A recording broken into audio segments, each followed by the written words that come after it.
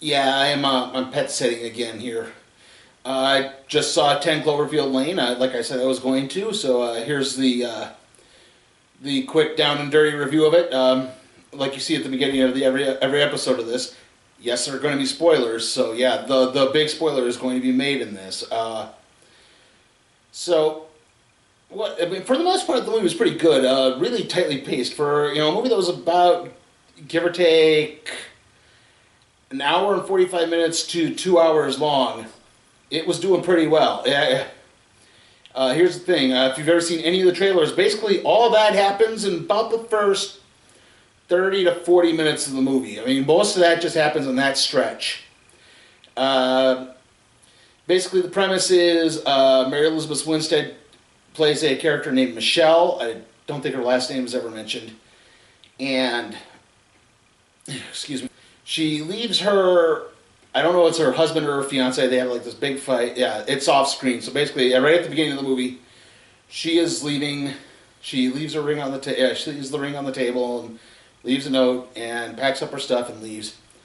And she's out driving, and suddenly she gets in this car accident. Car rolls over this embankment. It's set in Louisiana, so she comes to, her leg has been, her knee has been badly injured and had to be set in a brace. And John Goodman is the one who did this. And just a sec here. Okay, yeah. Anyway, she wakes up in this fallout shelter with John Goodman and this other guy. John Goodman's name is Howard. And the other guy's name is Emmett, and I don't know the actor, unfortunately. He's not really that important. He's kind of a bland character, other than he's just showing up. And John Goodman says there was an attack of some sort. He wasn't sure if it was, a bioterrorist attack or a chemical terror attack. Sorry, the cat decided he's joining us on the sofa here. Anyway, John Goodman says there was a terror attack of some kind. He wasn't sure it was bio or chemical, and the air is toxic, so you can't go outside. And at first, Michelle doesn't believe him at all, and she tries to go outside. She tries to make her way out. He's yelling, and like all that scene where she gets away from him, and she's struggling. She gets to the window, and she looks out, and at that point, a car pulls up, and someone gets out, and they're just covered in these lesions, and they're begging, please, please, you gotta let me in, you gotta let me in, you gotta let me in. You can't let them in, they're toxic. And basically this person just literally winds up ramming their head into the door until they die. And, excuse me. And at that point, things kind of settle down. She kind of, Mary Elizabeth Winstead's character, starts to accept things, and that's where it settles down. And that's where you get the Tommy James and the Shondells version of I Think We're Alone Now playing, and everything seems fine again. They're watching these movies and playing games and making puzzles, and everything seems fine. And then, again, something happens with the air filtration system, and the air and Mary Elizabeth Winstead is the only one who can get through this air duct to get to the air filtration system because the door of it's blocked. And they're starting to hear military vehicles outside. So it's like, oh no, if this was a terrorist attack, now whoever has made landfall and they're sleeping around trying to wash out the rest of the survivors or whatever. And so they're trying to be really secretive. And she gets the air filtration system working again. And then she looks and she sees these earrings. Now, John Goodman's character was a former naval intelligence communications guy who's a little off his nut. And he had a wife and daughter, and they left him. And the picture of the daughter he showed had these earrings, and that's what Mary Elizabeth Winstead finds, is the earrings. And then she sees on this window that's in the air filtration unit, the word "help me" scraped on the inside of the glass. It's like, oh no, he killed her. And she begins to put together. So she and the other guy begin planning an escape plan. They try to make a containment suit so she can breathe the air. And basically the John Goodman character eventually finds out and kills the guy with the broken arm, Emmett. And because he basically Emmett takes the fall. He says, "I was trying to get your gun. I wanted to be impressed, but I wanted to look impressive. I wanted to feel like I'm actually contributing." He's like, "Okay," and he shoots him because, well, I can't have you stealing the gun. You'll just use it on me. And that's the catalyst for Mary Elizabeth Winstead to eventually start plotting her escape. She starts plotting the escape, and basically, because I'm sorry, I'm getting a little rambly on this. Anyway, Howard, the John Goodman character, starts dissolving the body in acid because he had this big chemical acid vat that he had actually smuggled, and that was what leading me to believe that, oh, it's going to be revealed that he was actually the terrorist behind the attack, and he was the Doomsday Prophet, because that's what he is. He's this Doomsday Prophet now. And no, that's not the case. Basically, Mary Elizabeth Winstead,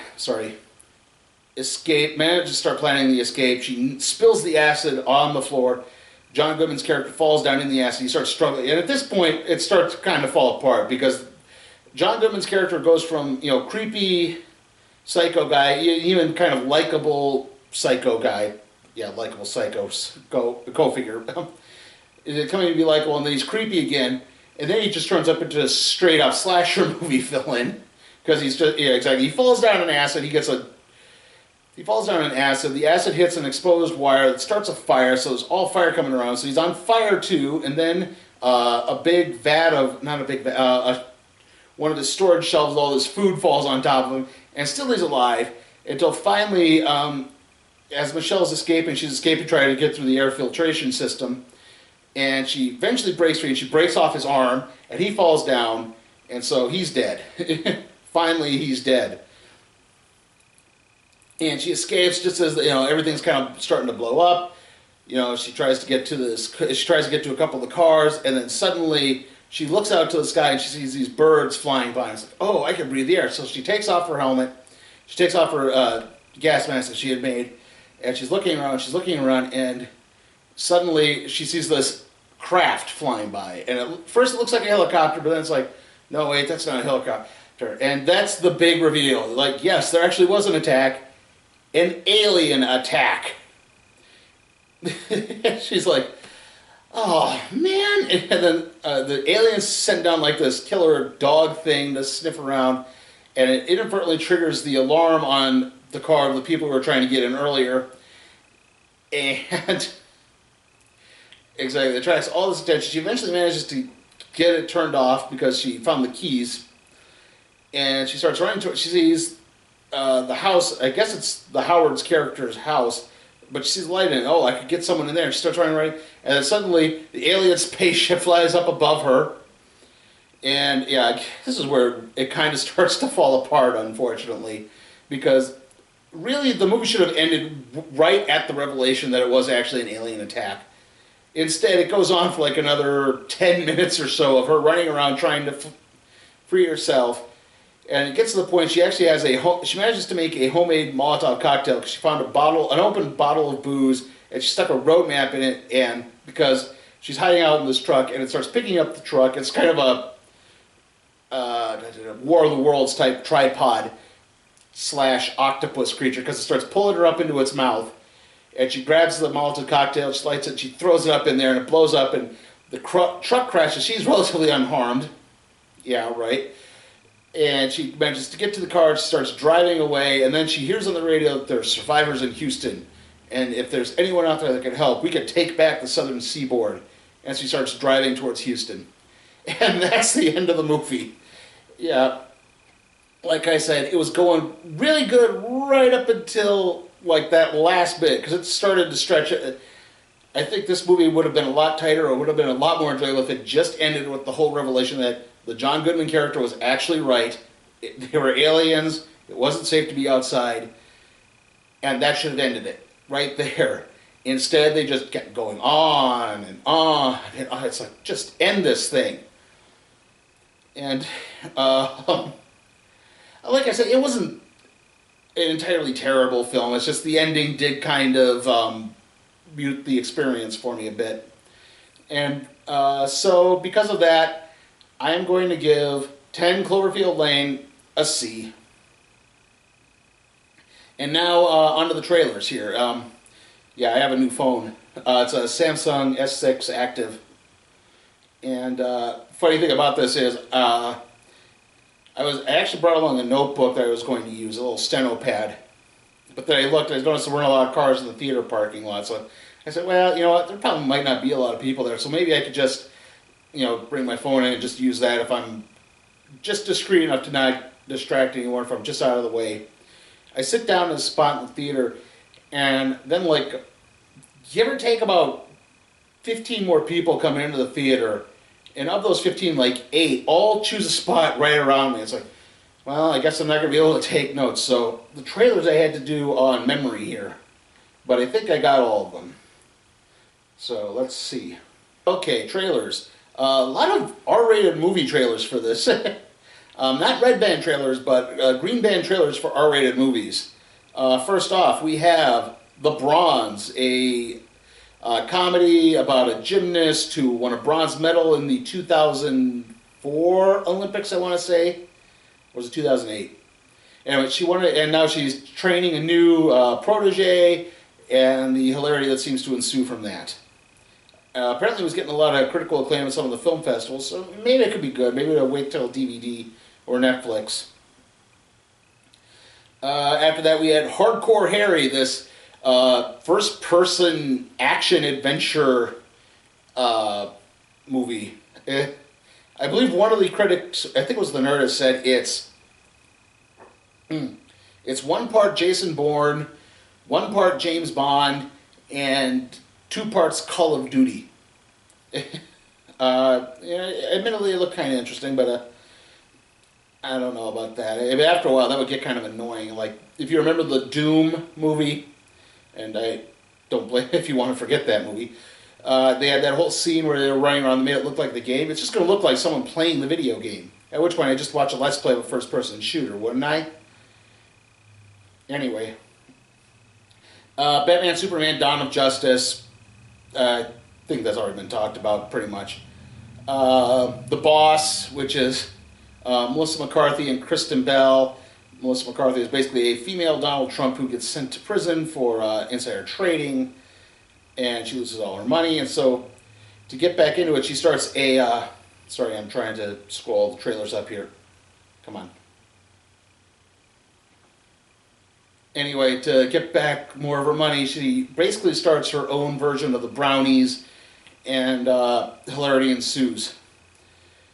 And then we have Amityville Horror, the new one that they're doing. It's not quite a remake, it's another sequel or such.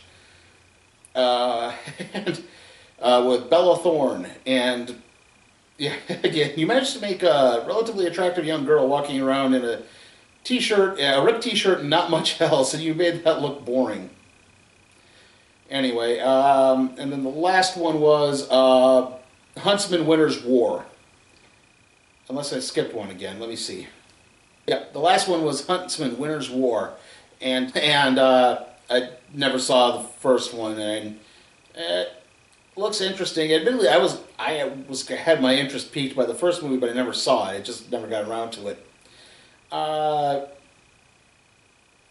Make of that what you will. Okay, so obviously I'm going to kind of uniquely break my rule again and have 2 videos on one day, because I got to do the Roadblock review, because I forgot to mention that WWE Network had a special it's called Roadblock. The main event is Triple H versus Dean Ambrose for the championship. Triple H is probably going to win that.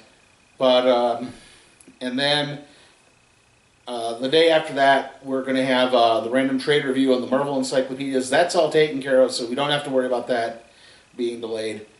And, well, see you later.